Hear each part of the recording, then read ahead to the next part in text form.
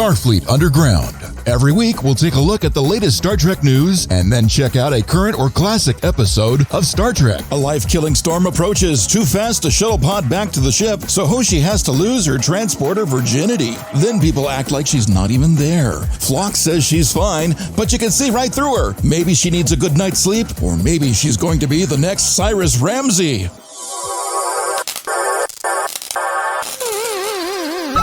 Haha, I get you, Dot. So you can't wait. Where the fuck you go? Oh, what? Okay.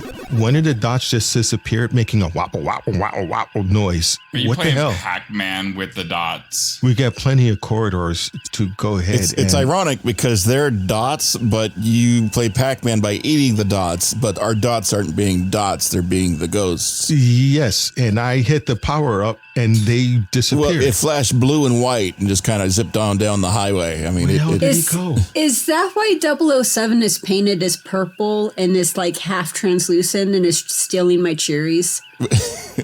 He stole your cherry. There was a bowl of fruit. No, not cherries in the galley from the replicator. No. And then he put googly eyes on the back of his head, and his logic was this way you can't tell if he's going or coming. So, but he did. Ow! He just bumped into me. What the fuck, Chief? I think you're out, sir. Did you give the dots abilities to cloak? They've always had the ability to cloak. They just never do. I saw one of them messing with the transporter. That's how they get from one side of the ship to the other side of the ship. Well, you know, that explains why when I was in the shower using the old-fashioned water, not the sonic, and I heard giggling, and I looked, and the rain was falling on the shape of a dot. Even though I couldn't see the dot, I know the dot was there. Raindrops falling on my head. And it was laughing and saying, he can't see us. It's like, I can fucking see you. That happened to me before, but the dots were using a glory hole. Who was filling the glory hole? I have no idea. You just gave me the captain last night. That's not where you keep the Klingon storage. Glory holes are not on this podcast, and I don't think a dot would know what a glory hole was for anyway. They were using it as a peephole. No, if the Klingons, there's a total difference between a peephole and a glory hole. Yeah, yes. There's totally difference. If a Klingon was using it, there'd be two holes, and he would scream behind the hole, "I must have honor. Give me honor." So. All right. The silent light's been moving back and forth, and I've given up trying to get our podcast started before people can hear. So there's that. However, if you're below the age of 18, if you've listened already, do not go ahead and search on the internet what a glory hole is. It's not a good thing. However, it can be a good thing. This isn't meant for kids. No, it isn't. And to prove it, if you are a child under the age of 18, if you want something to Google, 2 girls, 1 cup. Hey, whoa! You will never. Whoa! We have limits, sir. Come on. I almost vomited a couple of times on trying to watch that. For information, that was pudding. Yikes! It was so gross. Well, I don't even know what it is because I never looked it up. People Liar. told me it was. Shh! I didn't looked it up. So liar. I mean, I stopped at the thumbnail. So smart man. I stopped as soon as it came up in Google. It was like, you have safe search enabled. Would you like to remove it? And it's like, oh, it's one of those. Okay. It's as disgusting as Human Centipede. Yeah, I never saw that one either. Ew. However, let's get started as something that can be disgusting, but we try not to be. Our show is brought to you by Section 31, as well as our wonderful Patreon supporters and our listeners. So thank you very much for joining us. Okay, let's get ready to get this show on the road. First off, we're going to find out if there's any corrections this week. You forgot to introduce us. You know what? I did. But first, let's get the corrections because I need to be corrected because you just corrected me on my lack of spontaneity. Yeah, that's fair. Spontaneity? Okay. Yeah. I told you. Spontaneity. I've had a long shift and there was no coffee left except for what Heather made and I don't trust it. Blah, blah. Oh, God. They both had long shifts today. So hold on, guys. It's going to be a rough one. I had 10 hours yesterday, 9.5 the day before, 9 the day before. So, yeah. Oh, this is going to get fun. Yeah. Anyway, there are no corrections. Subspace is clear. And okay, in case you wanted to know who was talking just now. Hi, I'm Patrick. I'm number one. I'm the computer guy and the foreign species liaison. I normally do my science offers, but I'm going to save the best for last this time. And the person that makes us go. I'm Spartacus. I'm Spartacus. No, I am Spartacus. I'm Spartacus. I'm Spartacus.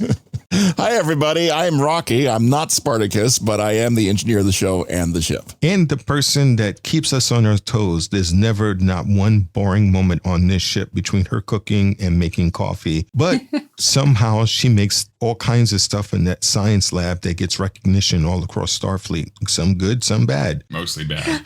Hi, I'm Heather Ferris. I'm the science officer, and my fruit, apples, cherries, and all that is missing, and I'm going to kill those dots. No one wants to raid your fruit basket. I didn't ask you. Is that a thing, a fruit basket? Do I need to Google that? Well, you know, peaches and all. Cherries. Okay. I just tried. Warm apple pies. Apple pie. I know apple pie. It says safe search is on, so I can't do that. Yeah, right. All right. Well, since we're all over the place today, we're going to go ahead. You know who was all over the place? Can I just pop in and say this? Oh, Heather was all over the place this week. She went and did 2 different shows from our show. She went to NerdTrek. Oh, that was so much fun. Yeah, those NerdTrek. guys. And it was wonderful. She did 2 separate shows. They watched First Contact, and she brought up all these beautiful facts about, Thank you. First Contact. And the guy who did the First Contact. Cochrane, that's his name. Cochrane. Yeah, Cochrane? I remember that because How could you forget that name, Rocky? I know. It was amazing because Heather nailed his name.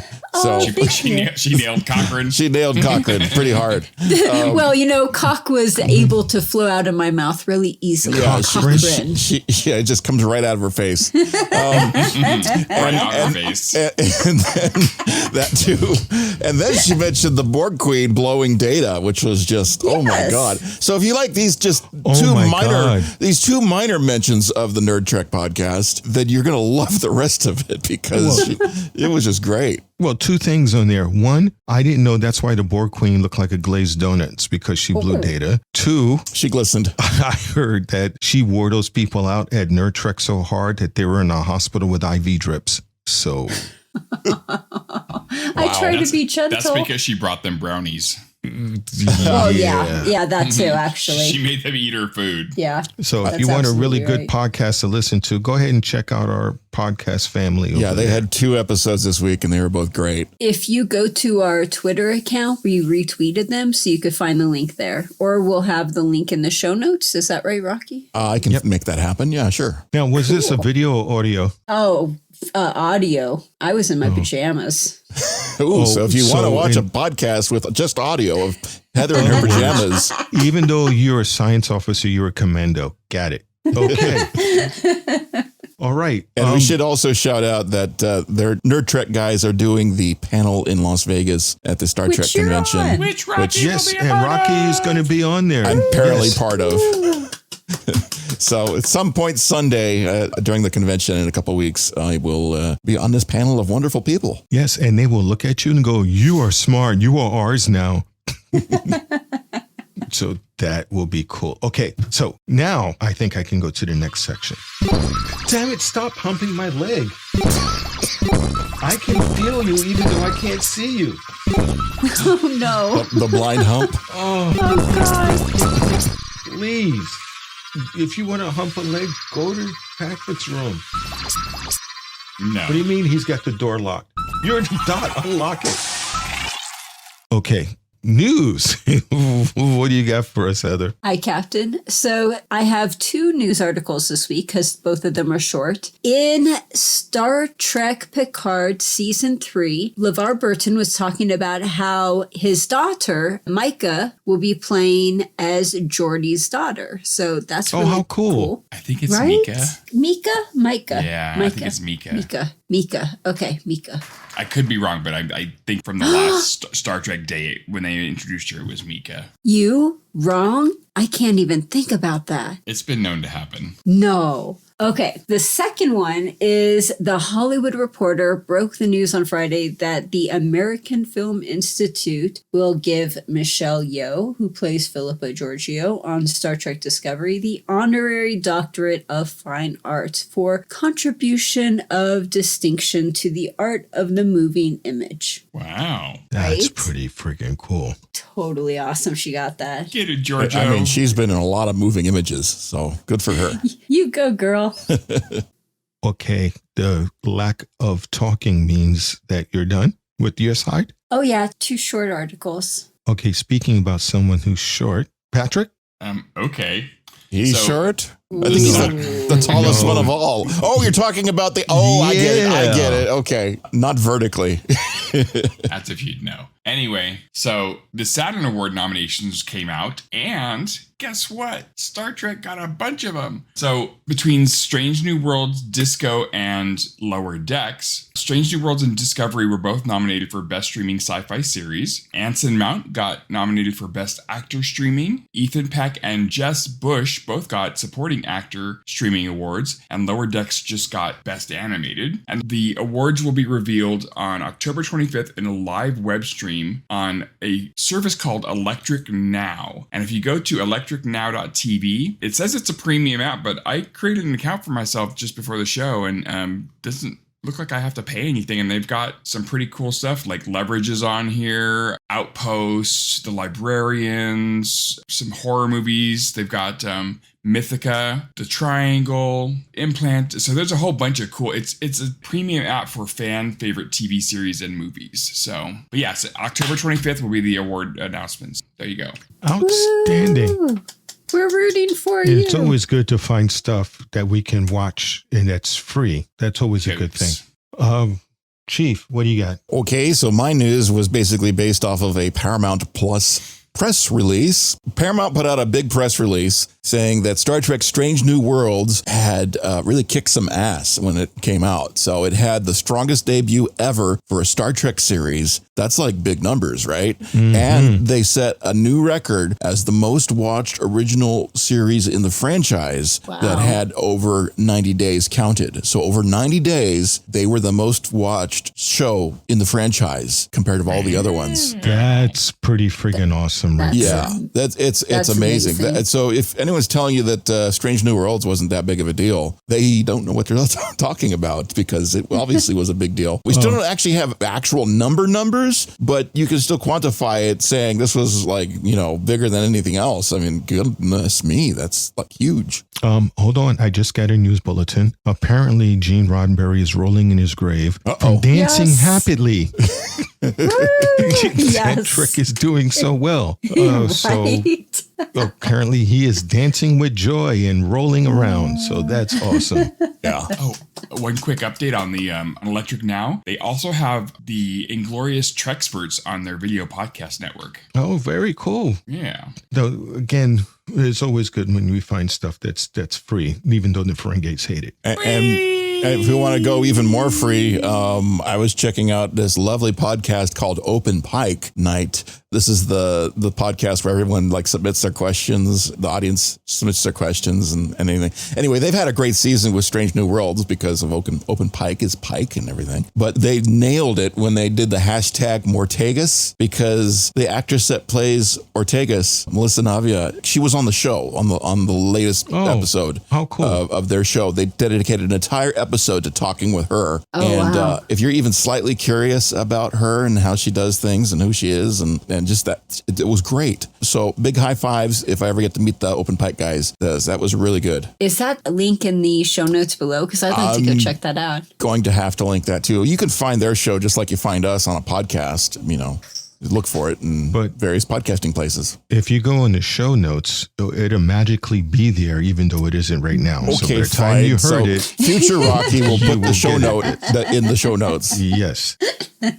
Okay, I don't know if any of you got any of the ships, but I do because it's on my brag shelf in the ready room. Eaglemoss, the one that puts out all of those really detailed hero collection ships, they just went a little overboard in trying to churn out so many ships in so much time that they overextended. So they got to declare bankruptcy. Yikes. So, Seriously? Yeah, they did overly aggressiveness on it, and Oops. I would imagine the shipping delays of the world also probably didn't help them. no. So hopefully they can climb themselves out of it and really get back, because they really do have great ships, but they just went nuts on getting it done. But that being said, we're going to go on a little bit of a happier note. Star Trek, if you love props and costumes, if you go check out Pennsylvania American Helicopter Museum next month, they're going to have the props from Star Trek there. So they're going to have Nice. the Yeoh 204 helicopter from Voyage Home. If you remember, that was the one that dropped the side panels down. Oh, that's a hell of a Yeah. prop.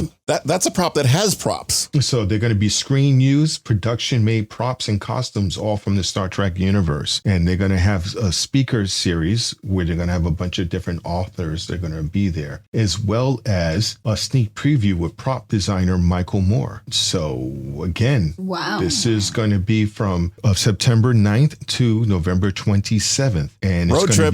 It's going to be available. The registration link to show up is going to be at AHMEC. So, and that's American Helicopter Museum. So there's that. So that's our news today. Now, for those of you that didn't join us just for our witty banter back and forth and actually want to hear the review of the show, I actually did have somebody come up to me and tell me that they're rewatching Enterprise and they were quite happy that we're doing this. So that's a good thing. Squee. Yeah, Right on. we are getting loyal and dedicated fans, which is, I think, the proper way to be able to kidnap people and make them, for us to be able to grow our podcast. We really love you guys. Maybe in an unhealthy way. Whoa. I'm not saying that we wind up researching everyone who watches this show and find their pictures and post them on our wall, but We're going to We need know another where wall. you live. We have your social media. We have pictures. We have GPS coordinates. yeah. And April, you have to drink more water, dear. You're not drinking enough water the last time we scanned you. So please go ahead Remember and to do that. get your steps in. Hydration is very important. Yes. And Robert, you're going to go blind. Slow down to at least once a day only. Blah, blah, blah, blah. Pace blah. yourself. Yes. And last one, Lucas, I really hope you get that constipation done, because you look like in serious pain. You got to take some stool softeners. Was that George? Yeah. No, George was the one where it was his ass was like broken glass when he sat down. Yeah, that's right. Yikes. It was really bad. It was painful. Yeah. He had to go to a pet doctor to get them expressed, but that's another story for another day. Okay, we're going to talk about what was the show this week and who's doing the homework. Who did the homework? It's you, Pat, right? No, that was you, Heather. No, yeah, you, No. Heather. Number one. Number one. Okay, recap one. Okay, Star Trek Enterprise Season 2, Episode 10, Vanishing Point. Teaser. On an uninhabited planet, Hoshi and Trip are gathering data and taking pics when a diamagnetic storm forces them to leave. But before they can reach the shuttle pod, another storm comes in faster, forcing them to transport back to the ship. Trip goes first because Hoshi's nervous about using it, but beams back after him. That was kind of cool in the way how they dressed the set to look like it was really old and ancient. You sure they didn't just sneak onto a Stargate set? I was thinking that. It could have been a Stargate set. It looked like it. It really did. They just didn't have the big round thing. You usually have a big round thing on a Stargate set. I was waiting for Tuke to come out. So, but You he mean the didn't. Stargate Rocky? Yeah, the Jafar. I was waiting for the. Yeah, seriously. You said they have a big round thing, and I said, you mean the Stargate? Yeah, I'm saying the big round thing by not staying. I can't be funnily vague, can I? I guess not. Yeah, the big round thing with the dots. And shut up, dots. Go away. Go away. They're all over the place. Hieroglyphics. Hieroglyphic. Ancient writing that we can't decipher. That's like it's like your Twitter for stones. So You're stoned? It really If I is was. because they had to do it under a certain character. Like, we can only say this in 3 characters. How do we do this? Yeah, well, we only have 3 Pictures. stones to say it. Yeah, it's emoticons. Oh yeah. Well, I mean, both series were running at the same time, so it could have been a Stargate set. I thought that was kind of cool. I mean, at some point they're going to come across a world that has hieroglyphics everywhere, and kind of stoned out caverns to go explore. And why not? That was cool. I thought it was cool, and they gave a good feel to make it think that it was cavernous because they had it dark Like enough. your ass. Like yours. Hoshi and Trip got stoned. Yeah, because everybody must get stoned. So it was pretty cool. At least the opening was, and it showed promise again with the acting that it may still be on an uptick. So, Well, the other thing I noticed is everybody's back on the ship and they're gathered around the weather Doppler radar 6000 over there. Ooh, there's another storm coming. It's a big storm. You better get them in quick. yeah, and just like the Doppler 5000, our forecast was wrong. Yeah, we said there was going to be another storm, but it's a little bit, tiny bit bigger than, you don't want to stay inside your shuttle pod and turn on the hull plating because that'll just attract lightning and blow your ass out. Well, it's like the app told us that it would come at 5 p.m., but it's 3 p.m. and it's already raining. We got to get you out of there now. It's like, Yeah. And it's too quick, so we can't just shuttle pod back up. We've got to beam you. It's so bad we got to beam you. And I just love how they're having this wonderful little conversation about, there's no bio life forms here anywhere. There's nothing. It's like completely deserted. I wonder why. Lightning and this got 'em. massive lightning storm is coming. And Hoshi's like, can't we just like huddle inside and hide under the shade? And no, you don't understand. This is a big lightning storm. Like it fries brains. Like you need to get the fuck off. Like there's a reason there's no life forms around. Yeah. yeah. And So- they finally get a chance to fire up that transporter and beam someone aboard. Mm-hmm. and that's the next section, yeah? Yeah, eventually. Yeah. Okay, so Okay. Act 1. Hoshi doesn't feel quite right after beaming back to the ship. Her crew members tease her about Cyrus Ramsey, who got lost in the transporter and was never found. Cyrus Ramsey. Ooh, Cyrus. corrector get corrected? He got corrected. I had to do it. I'm so sorry. Cyrus Ramsey. I Corrector got apologize, corrected. number one. Hold on one second. Whatever. I gotta mark this in the journal. Dear diary, today my first officer was corrected by our chief engineer. What is this world? Is it even normal anymore? Talk to you soon. It was a transporter accident. Yeah, I guess so.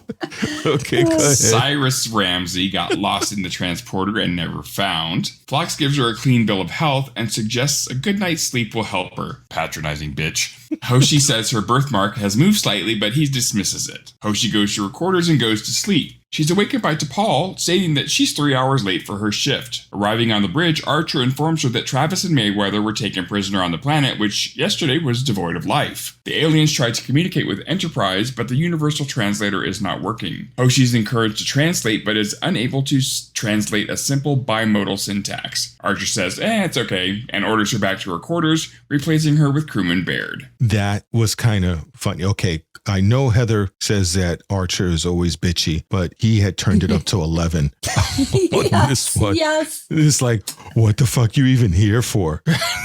This is like, you can't translate this shit? Go. We're going to get somebody who has no experience and they're going to translate it. I mean, he did offer her the rest of the day off. I mean, and then she's just like, okay, I'll go take a nap. And next thing you know, she has the overslept nightmare. I mean, she overslept. So she's supposed to be there at 8 a.m. and it's 1100 now. Oh, God. And you get those really bad nightmares where you're trying to do your job, but nothing fucking works right. It's one of those. But it actually seems to be happening to her. The translator's not working. Her brain's not working. It's a fail all around. Her freckles in the wrong place. It's Everything so crazy. is not working right. Even when I was active duty, I overslept once from drinking too hard one night and I missed morning formation. But to get banging on the door, go to the door, and his first thing is like, where the fuck were you? So for the fact they let her sleep for 3 hours and nobody bothered to wake her up. That was Yeah. suspect. Suspect. Yeah. Faux show.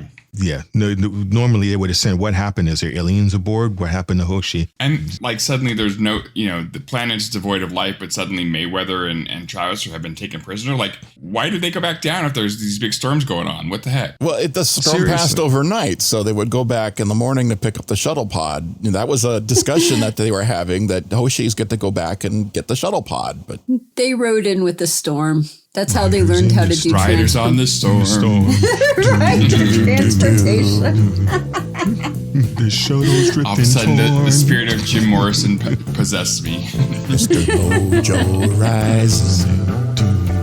But yeah, Bum, bum, then bum, bum. she gets all, you can understand why she's upset in a way, because hey, she feels something's wrong. Nobody knows what's going on. I like the way they kind of put this all together, because we don't know at this point in the episode what's actually happening. No. And things seem incredibly off. Like the people are kind of ignoring her when she sits down at the table, and then they kind of walk away like she's not even seated there, and let alone. Is that next section? I thought. And also in this section, like Phlox doesn't listen to her, totally misogynistic and dismissive. It's basically a normal doctor's visit for any woman. Yeah. My stomach hurts. Oh, take some Motrin. You got cramps. Get out of here. Yeah, you're fine. I like that Phlox did the invisible, appearing into the scene out of nowhere. Just walked in right behind her, scared the hell out of her. I thought that was kind of entertaining. Yeah, because he was not there. She looked and he wasn't there. Then all of a sudden, there he was. It's like, Daddy. Well, it's a denobulin. It's one of the tricks they have up their sleeve. They can just appear, stealthy like a cat. I was trying to figure out if it was a good thing that he said, "Well, I like your freckle where it is now. It's lovely right there." It could have been creepy if he used a different tone of voice. Was that creepy or not creepy? If he used a different tone of voice, that would have been creepy. Yeah, kind of creepy. And if he came out from somewhere and she didn't see him, and he looked at her and goes, "I was just feeding my worm." That would have been creepy also. He was feeding his leeches. That's what I was thinking, because I had the last episode that we did, that image in my head when he said that, and he came. I thought he was like in enclosed quarters where he went to go masturbate when, Don't do that voice again, Peter Lorre. Could you imagine, though? You go to look for him, and all you see is a wall locker with Phlox's eyeball peeking out. What are you doing in there? Did anyone else besides Nathan get that reference? Oh, I get it. No. Nope. Feeding these are youngsters. Peter Lorre's from the old like Dracula and Frankenstein movies, and he was like the henchman. Like, hey, Mr. Sam. Like that kind of You do that really well. What can I say? I'm talented. He's got his picture above the bed. Peter Lorre. Well, speaking of which, this whole episode was kind of like a ghost story, It was. It really, because like what you guys said earlier, you don't know what's really going on. It's because people are like, they take a half a beat to recognize her no matter where she's at. Mm-hmm. People are not really seeing her. And then you hear about the Cyrus Ramsey. Yeah. I mean, Cyrus Ramsey, what? Cyrus, like Billy. No, Cyrus Ramsey was related to Cyrus Ramsey, who started Sirius FM. So, yeah, that's sure. it. Sure he was. Okay, let's go on to the next section. Yes, please. Okay, Act 2.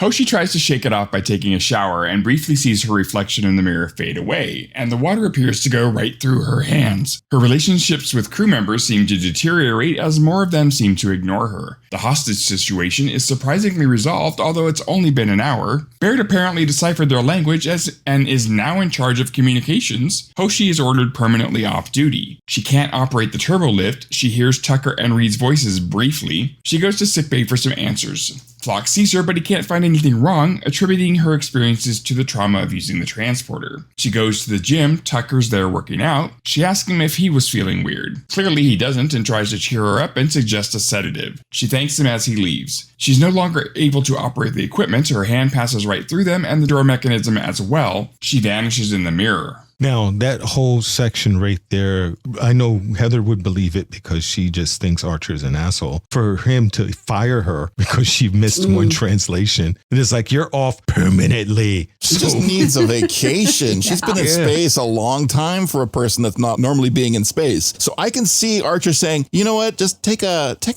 in-space vacation. Just take a day off. Yeah. Take a couple days off. Go enjoy yourself on the ship, and but yeah, it's go like play with yourself. Yeah, basically, it's like you're fired. She went to the gym. Yeah, go work out your frustrations or something. I mean, Archer knows that she's not like a spacefaring person.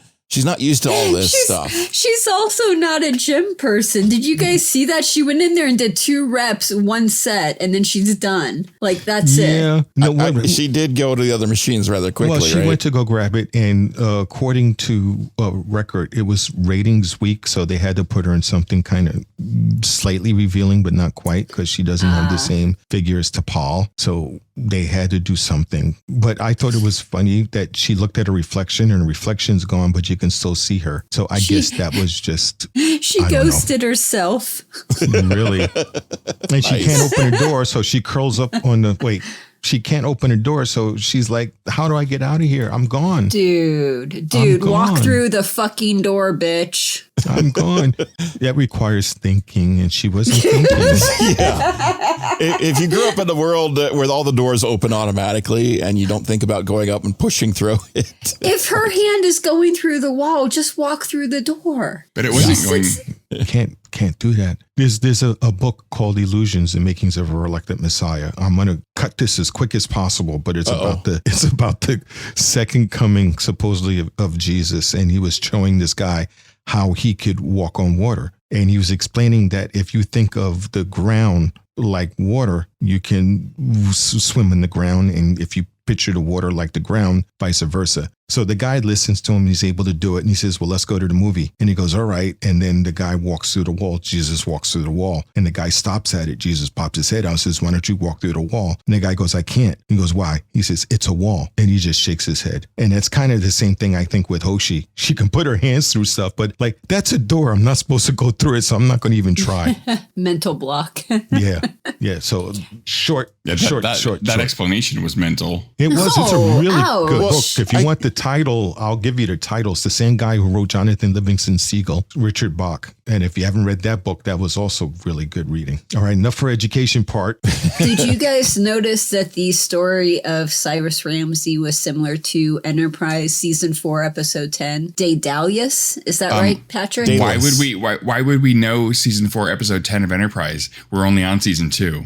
Some of us have seen it, though. Dude, memory alpha. Catch up.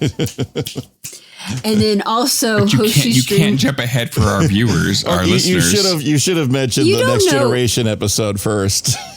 You don't know if this is a rewatch for them. Yeah, so Hoshi's dream was similar to The Next Generation Season 5, Episode 24, The Next Phase, and Voyager Season 3, Episode 15, Coda. It's an interesting problem, the transporter being such an integral part to Star Trek, because that's how they get around. They go from place to place all the time, and the thing almost never screws up, except when it does. Ooh, I get around, round, I get around. Sometimes we trip off a song, but sometimes it screws up. An entire episode is generated just because somehow the transporter fucked up, and it makes really good episodes. Well, you get two Kirks. You had two Kirks, two Rivers, and you had two Vics. And you got Barclay seeing stuff in the transporter beams. You get this one where Hoshi's losing it because she thinks she's disappearing. And the one on lower decks with high speed really fast. So yes, yeah, it's crazy. The transporter doesn't do more things. No, and I was surprised. Because I've been watching Enterprise since we started the podcast, and I'm already into the 4th season. I don't think I've gotten to Daedalus yet, but it's just like there should be more episodes in Enterprise where the transporter goes fucking bonkers, because it's such an early piece of technology for Star Trek at this point in time. And I'm surprised we didn't lose more people. Like, we didn't have any horrible, they did in the motion picture. Like Captain Archer's Beagle? Like, that doesn't happen on the show, though. No, that's true. And the motion picture, they had it happen. The motion picture. That's the one it stays with me, because you see that shit. Yeah. That's the sound they made, remember? Yeah, with the effects on it and everything. It was fucking frightening as all hell. More signal. They're losing their pattern. Oh no, they're forming.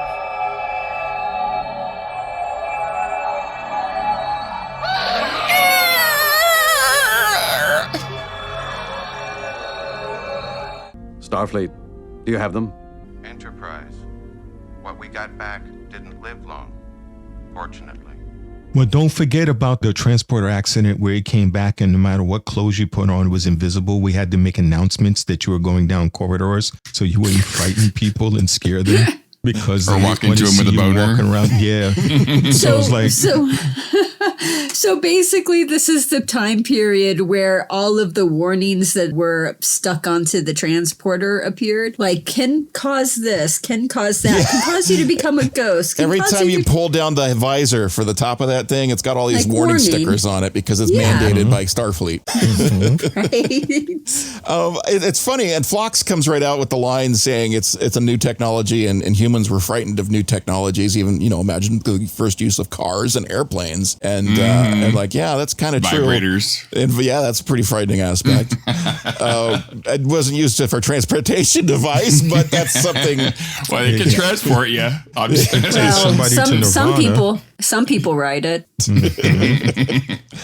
I love the doctor, though. He's like, yeah, but you wouldn't catch me using that thing. It's like, well, now, if a doctor doesn't want to use this piece of technology, think about that for a moment. Well, Doesn't that make you nervous about using it? Well, no, there's a bunch of moron doctors and lawyers in this century, so it doesn't surprise me that we got some in the future. Well, yeah, but we're talking about doctors we recognize in Star Trek, like McCoy and Phlox. And, I don't know if Crusher has a problem with it, but transporters are known to do shit that you don't normally have to deal with as a doctor. Crusher loves ghosts. But one of the things that people don't realize that back in the 50s, they used to think in order to cure women's headaches, that doctors would basically masturbate the woman. Give them orgasms, yeah. Give them orgasms. And the vibrators were first invented for that very reason, because they figured that would stop hysteria. And if you think he's making it up, that's true. And graham crackers were supposed to get rid of sexual desire. Oh, really? I didn't know about the graham crackers. Yep. Yeah. Graham crackers were made to supposedly to stop sexual desire, as well as cornflakes. Well, Phlox is doing a really good job of not listening to his patients or taking them seriously. Well, I agree. Normally he does. That's why that's another flag that something is off. Well, and the other off thing, and I'm surprised Heather hasn't brought it up yet. Even Trip told her, you should try a sedative. And Hoshi says the line, oh, you men are all alike. And Yep. I'm like, oh, God, at least nobody told her to calm down, because that would have been red alert right there. If somebody told her, just calm down. Oh, that would have been wrong. Yeah, totally. Well, I mean, Phlox did in a manner of speaking. He's like, oh, just a good night's rest, and you'll feel better. It's so patronizing.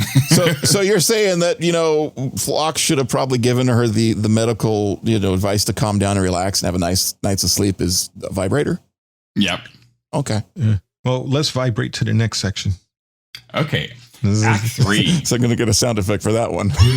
Hoshi falls asleep on the gym floor and awakes to find T'Pol and Tucker coming in. They can't see her at all, reporting to Archer that they've searched the ship for her. She follows them to sickbay, where Phlox tells Archer and T'Pol that he missed some subtle changes in her bioscan and that her subcellular membranes were degrading. Tucker finds that the secondary phase coils were out of alignment, and that's what caused the problem. He's upset that he went first. Phlox thinks that she's probably dead, but, would leave some detectable residue. She follows Phlox and Tucker as they try to pinpoint her remains, which they find on the floor. Phlox collects it for her parents. She hears the voices again from earlier and sees 2 aliens planting bombs on Enterprise. What Phlox didn't say, and it was a golden opportunity to say, is that Hoshi is not totally dead. She's mostly dead.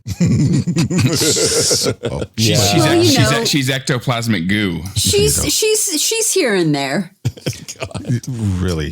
I thought that was just like, why aren't they looking at at least the transporter pad for some molecules? Because it's all over the ship it's just like, wow, Well, that's like the last place she left her hair or something. I don't know. I mean, wouldn't you think about looking in the transporter buffer? Hello. Thank you. Trying to search somewhere, but Trip is in there doing a confession booth in the Jeffries tube. Like, I should have stayed with it. Most people, when they commiserate like that, they don't talk out loud. No, that's kind of weird. That's an internal dialogue. Why did you have to stay behind? I should have been the one to go. Damn you. You damn dirty ape. Well, when they're sitting there scanning with the scanners, I'm surprised she didn't just jump right in front of it with her entire body. Like, here I am. Yeah, but she didn't. I need to retract that statement because I just thought that might come off as offensive. the damn dirty ape comment, but it's just the way you were saying the line you were saying, Nathan, that's what it reminded me of, was Charlton Heston saying that. I was trying to figure out the connection between the two. No, it was just the way Nathan was saying his line. It reminded me of Charlton Heston saying, "You damn dirty apes. Yeah, you blew it up. You blew it up." So yeah, but yeah, I can see. I thought about it. I'm like, that could be construed, incorrectly. So I just wanted to clarify that. I'll bring it up to HR later. You know what I think is construed incorrectly? He corrected himself. Yeah, there you go. What disturbed me was that Hoshi instantly thought that these aliens are bombing the ship. What if they're just kind of modifying the systems? How could you tell those were bombs? Maybe they were putting in like AT&T fiber or something. I mean, what? They had the little evil alien thing, but they're putting their little fingers together. They're like, we're gonna blow it up. Like Dr. Evil. Yeah, they didn't seem that evil to me. They just seemed like they were tinkering a little bit. They just seemed like they were installing the internet. Yeah, like they were upgrading a router or something. But aliens tinkering on your ship that we're not invited to tinker are up to something bad. They were installing Starlink. There you go. They were from Elon Musk. Oh my God! But they're running. Or first off, they're in darkened corridors, putting stuff that blinks red. They were putting Skynet in. Really. Really? So, and then she decides to stay with Trip rather than follow the captain off. And she's going to listen. Oh, he's going to do a confession. This is going to be good. I got to hear this.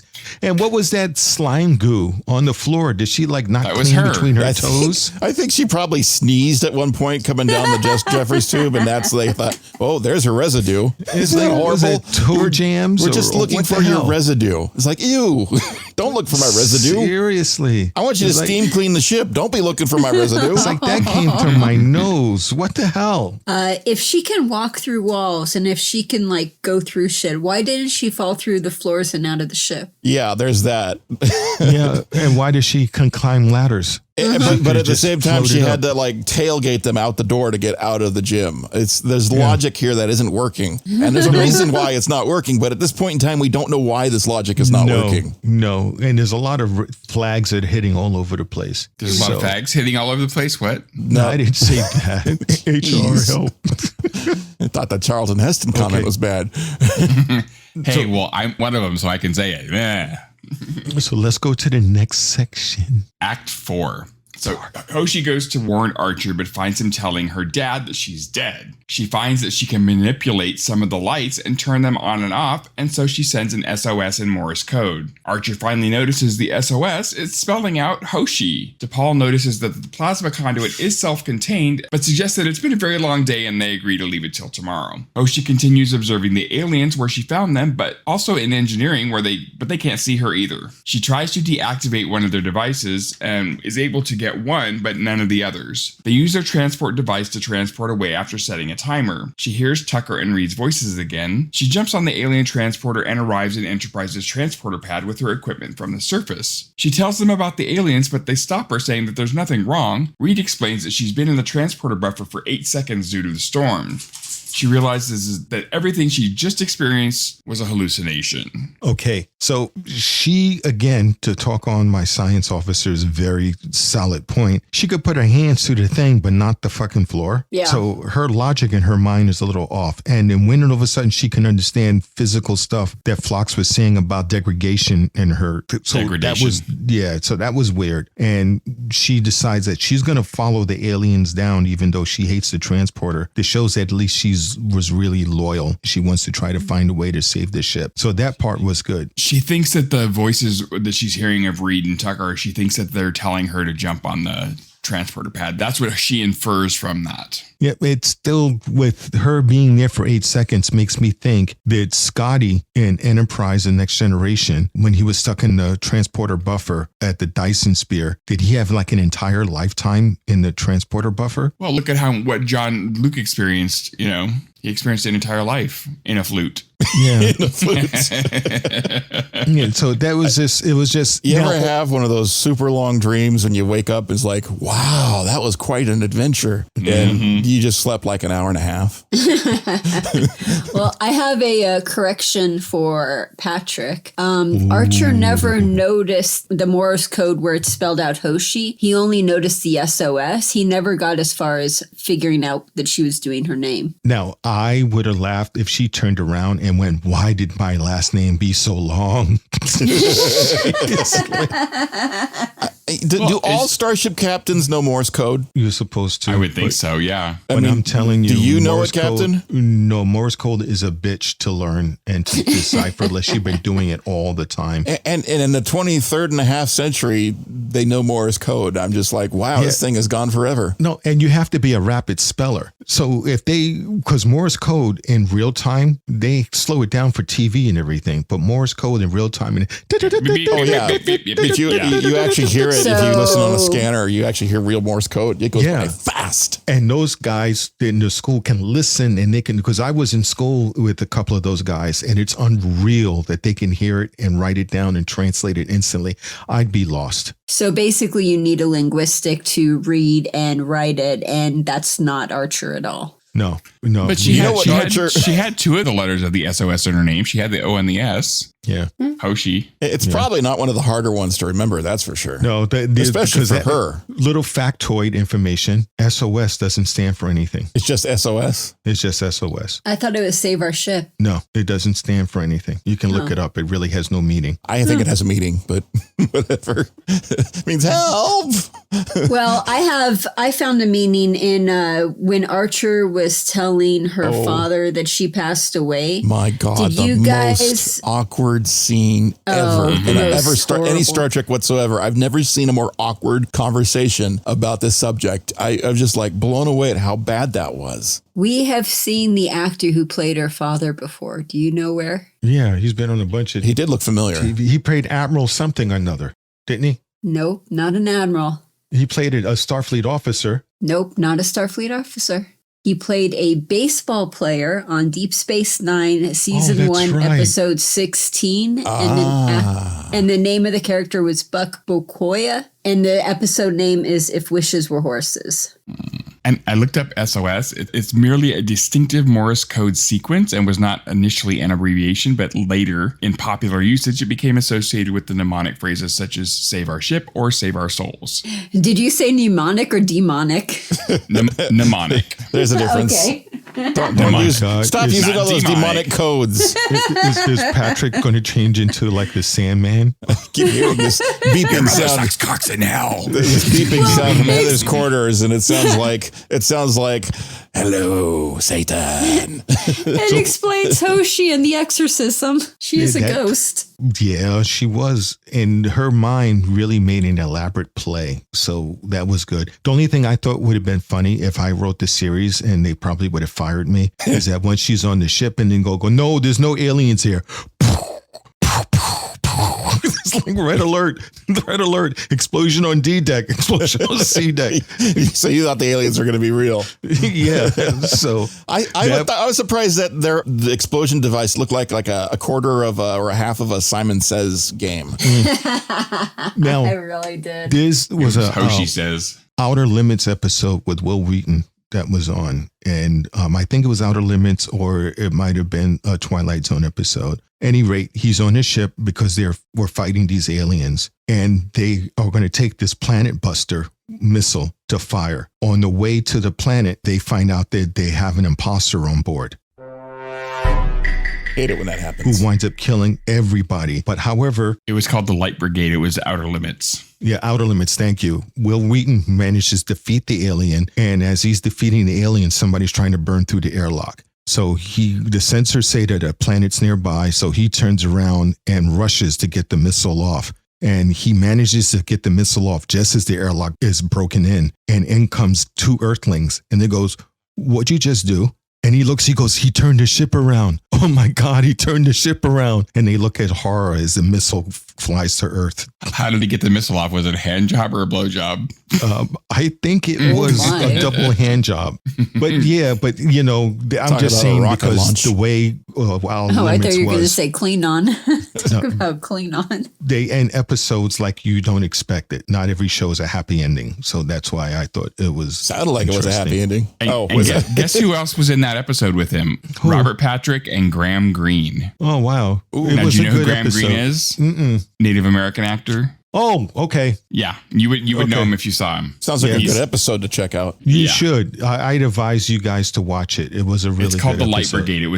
It aired June 23rd, 1996. So discuss amongst yourselves once you see it. And then we can talk. Discuss. So it was, again, the acting was better. Archer really gave into his assholeness.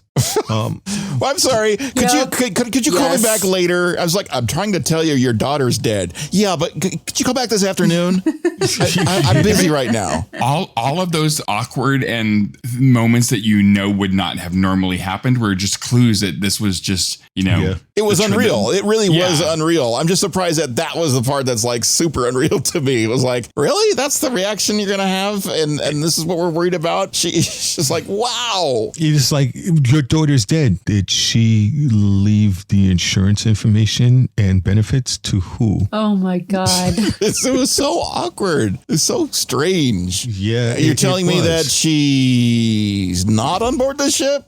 Or is she? Where is she? I was like, well, that's just normally, it. Grief would have been, you're the captain. You're supposed to keep her alive. How can you let her die? Or some sort of something or another rather than, I understand. This is okay. Could you call me back when the wife comes in from shopping at Portos?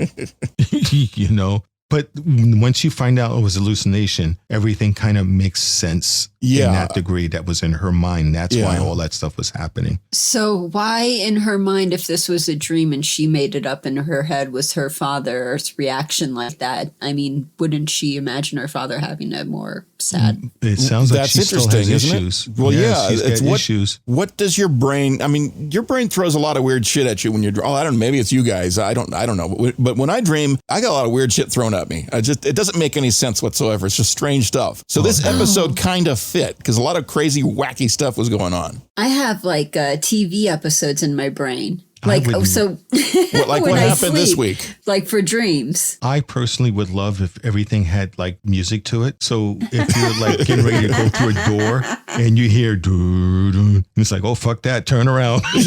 Go in. I heard the theme music. I'm turning around.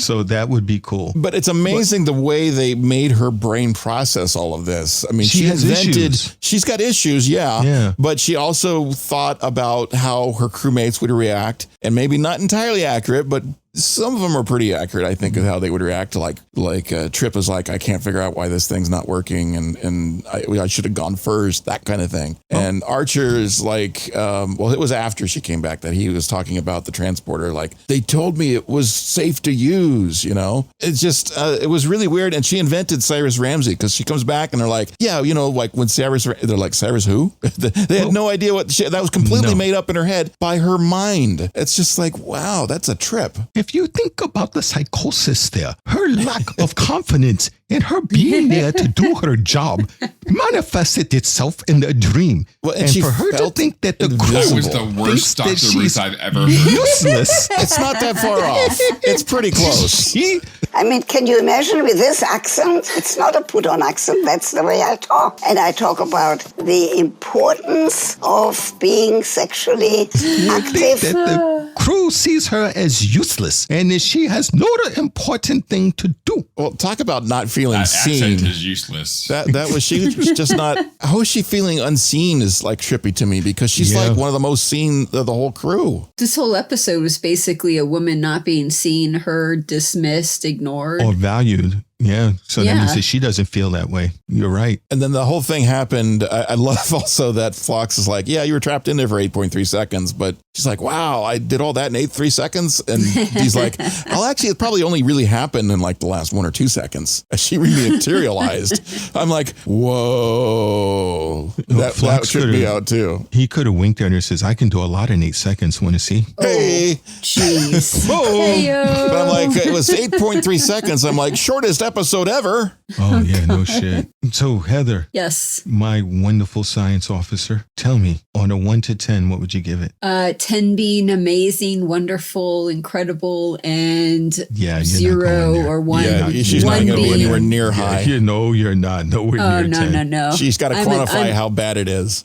And a 1 being shit, horrible, disaster, did not enjoy. I would give it a 2. Oh, 2. Wow, you're just like hovering slightly above the shit stain. I don't like having a whole episode where a woman is not seen, heard, ignored, dismissed. I mean, it like really brought up some past issues and it made me mad and I didn't enjoy it at all. Oh. Well, did you guys hear something? Yeah, you piece of... Next week, though, we're going to have, next week there's one more Enterprise and then you're free of it. So, yay! At least for a while. Patrick, be careful when you open your mail, okay? Just saying, be careful. Yes, Yeah. glitter bombs. Okay. Oh, he'll like that. What would you give it, Patrick? I'll give it about a 5 or a 6. I mean, it was good, but it wasn't like a standout. You know, I kind of almost felt like it was another filler episode.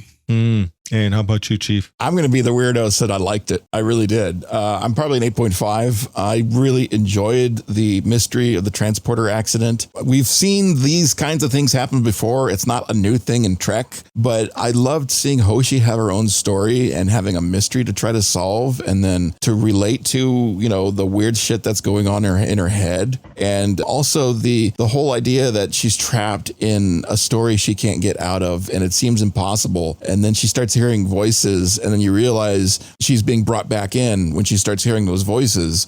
I tripped out on this a little bit because when I first saw this, I was a young kid, you know, not young, but it was like the 2000s back in the day. And to see this again in the 2020s, I've had life experience to where I lost consciousness and had to wake up in a hospital in a place that's strange. And just that sort of thing happening where your mind was effing with you while you were unconscious. Yeah. I had kind of a really crazy dream while that happened, but it turned out it was fucking real.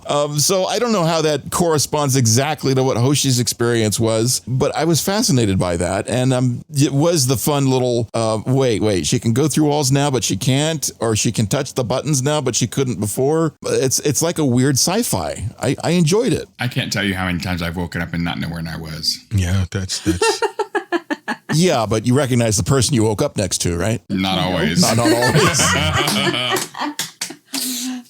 Okay, I'm not going down. Or you wake up and someone's in you and you're like, what? Hey!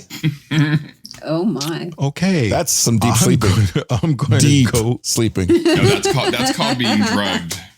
I'm going to go with a 4 on this. I like the fact that the acting is beginning to get a little bit better on that. But like Heather said, her being invalidated all the time and Archer turning up his knob to 11 on the asshole meter, even though it was in her mind, was a little bit annoying. But again, it was a watchable episode. And like the chief said, it felt kind of almost like number one said it felt more like a bottle episode. Oh, it was definitely a bottle episode. You know, they did not have any connective tissue to anything. But they just had to sneak on the Stargate set to shoot that one scene and the rest of it was all on the ship. Yeah, a bottle of Go ahead. A bottle of Hoshi's tears. Yeah, that they somehow left in the Jeffries tube. Ouch. Yeah.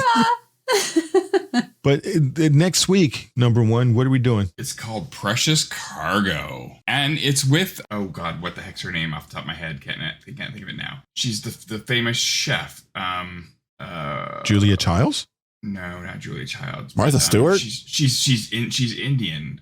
She's of Indian descent. Padma Lakshmi. She's a chef? Yeah, she does the cooking. I didn't realize that. Cooking shows. Oh, I'd never seen it. Yeah, she's the cooking shows. I don't know if she's actually a chef, but she does a lot of the cooking shows. Well, she's a striking woman, and so we should get her on this show or on the ship at least, so this way Heather could have her in the science lab. Woohoo! We need help with the cooking.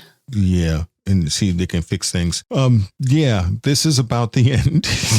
Are we there yet? We've talked about the show. We get everything Are we situated. there yet? So please make sure that you contact us through the collective at starfleetunderground.com. We look forward to reading all of your email. And for those of you that actually do the homework, we really appreciate it. We're going to give a shout out to you again. Heather, the gentleman's name. Hi, Sean. Thank you. And Dom. And Pimpin. I don't know if Sean listened to this one. And Lana. Yeah. And so thank you guys. Patreons. Guys, go join the Patreon. Thank Be really, you. really cool and send us thankful money so we can continue to do these things. Yes. And continue to neuter tribbles. And save the tribbles, yes. And my ready room, I'm going to need you, Patrick, Heather, and Rocky. Rocky, you're going to have to stand in the back because your shit just takes up half the room. Without clothes, I need more nude pictures. Oh, okay, for Patreon. Yeah, so I need to take more nude pictures. I don't know what you you're guys. talking about. I've never posed nude for any of these pictures. Yeah, sure. You remember you said that you wake up and you're not quite sure where you are? Oh, okay. Because we have the dot. So if you're in your quarters and all of a sudden you hear something go, that was the dot needle giving you the tranquilizer so we can pose you. So that's nice. I was getting ready to say something else. God, it's late. Who put the night lights on for the corridors? Everything's turning a soft blue now. They're still trying to be ghosts. I don't understand. Oh, that's right. They were supposed to go to Patrick's, but I don't know if they did. Okay. Well, thank you guys for joining us for a great show. Remember to check the show notes. Thank you for continuing to listen. We'll be back next week, and the week after that, we're going to be in Vegas. So if you want to be able to meet at least 3/4 of the crew, come and see us out there in Vegas. Unfortunately, Heather's got the duty again, so she's going to be on the ship, keeping it in geosynchronous orbit. So in case Patrick does something. It's going to take a while. Yeah, just don't do what you did last time. I found those scorch marks on the side. Well, you're not the one that had to clean up a stuffed up toilet. Yeah, but also I saw on your log files you wanted to see test number 1: how close can I get to the sun before the ship's shields overload? So yeah, don't do that again. I was doing an experiment that was for science. I just got the USS Butler. She's not even a couple of years old yet. I want to keep her good. So thanks everyone for listening. Please remember, just don't have a great week, but make it so. And if you can, support the show by going to patreon.com/Starfleet Underground. Lots of perks to choose from, and you might even like some of them. Starfleet Underground, beaming into a podcast feed near you. Log on to our website at starfleetunderground.com and send your comments and questions to thecollective@starfleetunderground.com. Follow us on Twitter at StarfleetUnderG, and on Facebook and Instagram, we're Starfleet Underground. Fucking dot, get off my leg. Chief. God damn it, did intership communication go down? Chief. Yes? This dot is humping my leg. Could you fix him and disable the cloaking? I thought we were supposed to fix the tribbles, not the dots. Yeah. Sure. All right. Oh fuck, we're still broadcasting.